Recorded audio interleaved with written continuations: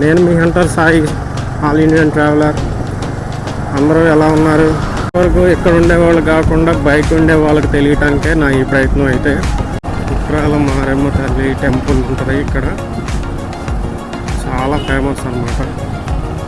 Sunday అయితే అసలు ఖాళీనే ఉండదు.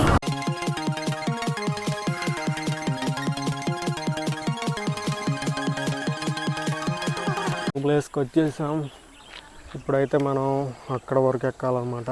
చాలామంది అనుకోవచ్చు ఇవి కొంచెం మెట్లకి ఇడి పని అయిపోయిందని.